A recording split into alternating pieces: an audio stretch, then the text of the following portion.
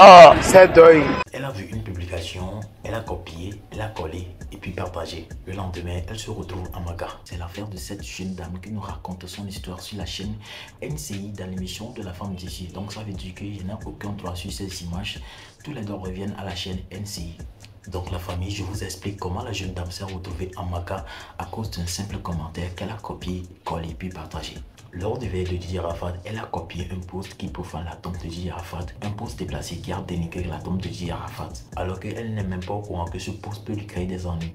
Puis elle a copié, collé puis partagé. Le lendemain, elle a été recherchée par la police. La chose étonnante dans cette histoire, c'est qu'à la sortie de la Maca, la jeune dame constate qu'elle est enceinte. Comment ça s'est passé? Qui l'a enceinté? Je vous laisse regarder la vidéo, s'il vous plaît, restez jusqu'à la fin de la vidéo pour la décortication. Alors, dites-nous, qu'est-ce qui s'est passé entre le moment où vous avez posté le commentaire sur Facebook et le moment où vous êtes allé en prison? Ce moment-là. Ce moment-là, je pensais que j'étais morte. Morte même, dans le bon sens du terme. Oui, effectivement, parce que déjà, après la veillée de Didier Arafat, il y a l'enterrement au cimetière. Moi, je suis couchée dans mon lit. Et puis, quand ils font tous ces chamaillements, ces bruits-là, après, voilà, moi aussi, je commente comme tout le monde. Hein. Je donne mon point de vue et tout ça. Donc, avec les amis, on papote avec les commentaires et tout ça sur Facebook. Donc, chacun dit ce qu'il pense. Mais votre commentaire, vous avez dit que le corps n'était pas celui d'Arafat. Bah oui. Est-ce que vous pensiez en ce moment-là? Enfin, je ne l'avais pas vu. Si je le dis que je donne confirmation que ça n'était pas le corps d'Arafat, je serais en train de mentir devant Dieu parce que j'ai pas vu. Vous n'avez pas vu, mais vous avez posté quand même. Oui, ce que j'ai fait, c'est que j'étais convaincue que l'autre monsieur, là, il disait la vérité, en fait. D'accord, ok.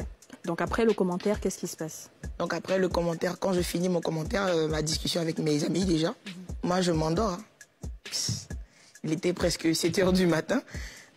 Donc je m'endors. Naturellement, j'ai pas dormi toute la nuit. J'ai suivi la veillée au téléphone.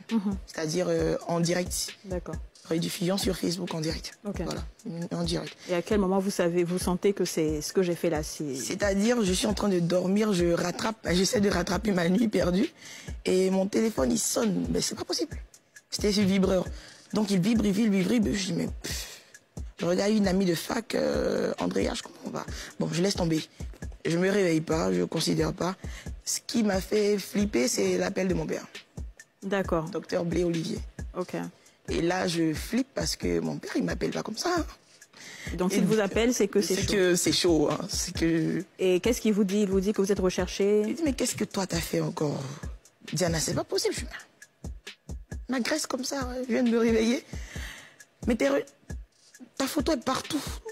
Actuellement, en Côte d'Ivoire, t'es recherché par la police. Alors là, je me lève du lit. D'accord. C'est là que... Enfin, c'est à ce moment-là que je me rends compte... Vous vous rendez compte de la gravité? Non, pas de la gravité encore. Ouais. Mais plutôt qu'il y a un problème. Okay. Mais je me disais que, sincèrement, séance tenante, que c'est un petit problème qu'on pouvait régler. Je partais, je m'expliquais, puisque je me reproche rien. D'accord. Donc, quand vous êtes parti? Non, je ne suis pas partie directement. D'accord. À quel moment? Séance tenante, je ne vis pas avec mon père, déjà. Je vis avec ma mère. Et puisque ma mère on a une photo de quand vous aviez 18 ans? Oh oui, ça, j'avais 18 ans. C'était une sortie avec mes frères, mes cousins. Donc, c'était une sortie à la plage. Vous ne saviez pas en ce moment que vous allez partir en prison? Non, là, j'avais 18 ans. Quand je partais en prison, j'avais que 23 ans. Et donc, quand vous vous rendez à la PJ, c'est à la PJ? Oui, c'était 4 jours après. Voilà, après que mes parents aient pris le temps de réfléchir à ce qu'il fallait faire. Et puis, bon, finalement, nous avons décidé de nous rendre à la PJ. Parce que je me disais sincèrement, peut-être que si je m'explique, c'est désolé, j'ai copié, j'ai collé. Vous avez vu, ça paraît 2 fois dans le même commentaire. J'ai copié, j'ai collé sur... Je me souviens bien du monsieur qui avait posté. Je l'ai même notifié à la PJ. Mais ils n'ont pas cru votre version. Voilà, ils n'ont pas cru ma version. Et puis, c'est comme ça que les choses sont parties. Ils n'ont pas cru, ils se sont dit c'est faux ce que vous racontez. Ils se sont dit que ce sont des histoires que je raconte. D'accord. Pour essayer de me... Et vous partez en prison? Oui. Vous partez en prison? Pas sur le champ. Je fais 2 jours à la PJ déjà. D'accord. J'ai passé une nuit là-bas. Et vous êtes ensuite déféré? Et je suis ensuite déféré. Alors, est-ce que vous aviez déjà une idée des prisons? Est-ce que vous avez une famille qui est en prison? Oh non, jamais. J'ai jamais eu un parent en prison. Enfin, je n'ai jamais rendu visite même à quelqu'un à la Maca. Donc, je sais même pas où la Maca est située déjà. Ouais. Bon, ça, c'était avant ça. C'est ça, bien sûr. Et quand vous arrivez à la Maca pour la première fois, le choc, non, mais qu'est-ce qui vous frappe en quand premier? j'arrive à la Maca, déjà, je vois un grand mur, on dirait un stade. Je dis, c'est où ça? Et il faisait déjà 23 heures. Quand on me déférait, c'était tard dans la nuit. Voilà, donc j'étais seule déjà dans le véhicule que les prisonniers déjà appellent Air Maca. Air Maca, oui. L'avion, le jet privé des prisonniers. De la Maca, ouais. Voilà, Air Maca. Et je suis arrivée et puis on ouvre le grand portail. C'est quoi ça? On dirait un truc plein de serrures là. Et j'ai franchement, c'est vraiment pas la Vous étiez maison. dans un bâtiment avec combien de personnes à peu près?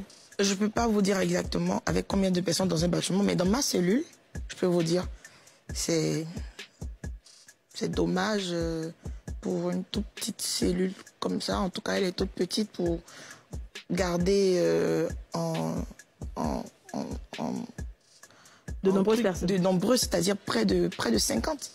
Dans une cellule. Dans une cellule qui ne faut même pas 250 mètres carrés. Quels sont les éléments qui vous ont marqué? Qu'est-ce qui vous a le plus choqué dans votre passage à la Maca? Ce sont les conditions de vie. Vous mangez combien de fois par jour? Bon, moi, personnellement, je mangeais 1 fois par jour. Une fois par jour. Et c'était quoi comme repas? Oh, j'aimais bien la tata qui m'avait pris sous son aile. Elle faisait bien le riz au vermicelle. Voilà.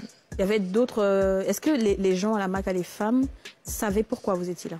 Oh oui, tout le monde savait pour que j'arrivais. Ça vous a pas attiré un peu de méchanceté, de problèmes? Des menaces. Oui, des menaces. Mais pas de toutes les façons, les menaces c'est toujours agressif. Mais pas d'agressivité corporelle en tout cas. Mais elle m'avait dit, 1 semaine après mon arrivée, ou 2 je crois, quand on a su que tu venais, on s'est dit que quand tu venais, on te ferait la peau. D'accord. Mais quand on t'a vu entrer dans la cellule, on était convaincus que tu étais innocente. Est-ce que vous avez... Et ça m'a fait chaud au cœur. Bien sûr, bien sûr. Et est-ce qu'il y avait des femmes qui étaient peut-être là-bas pour des délits mineurs, des enfants? Des délits mineurs? Mais vous n'êtes pas sérieuse. Moi, j'ai vu des bébés de 8 ans, 9 ans. Des bébés? Moi, je considère que ce sont des bébés. Ouais. 8 ans, 9 ans. Et je lui demande, là-bas, on l'appelle carrément la mineure. Elle a 8 ans.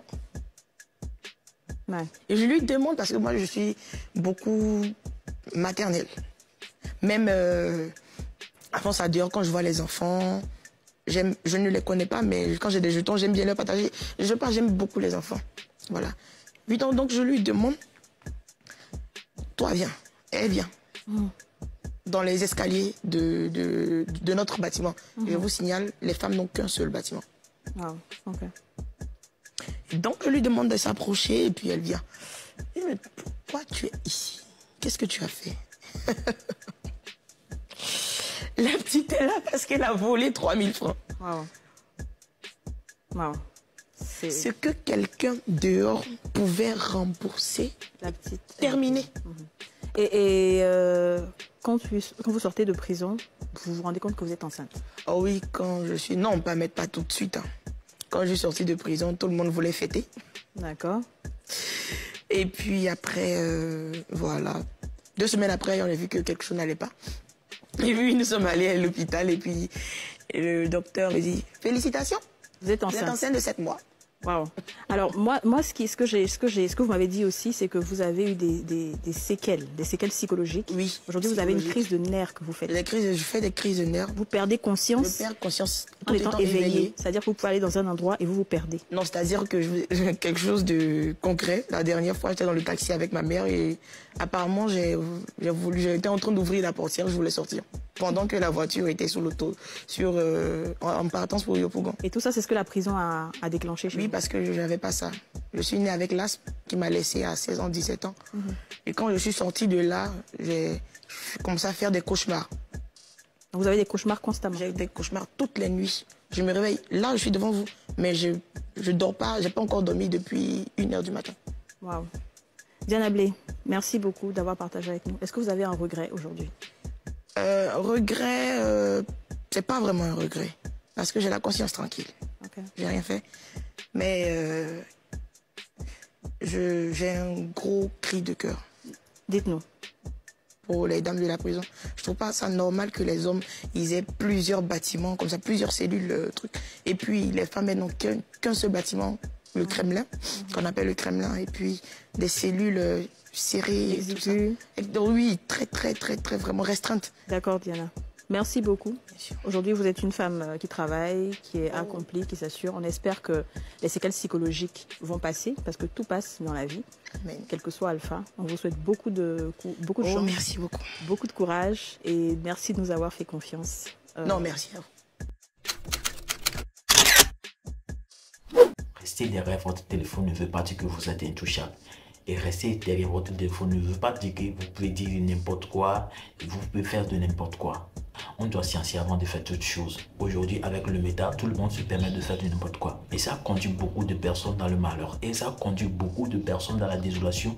Et ça conduit beaucoup de personnes à Maka, la famille. Prenez soin de vous. Que le bon Dieu nous protège. Car nous sommes arrivés à la fin de cette vidéo. Laissez vos avis dans les commentaires. On est ensemble.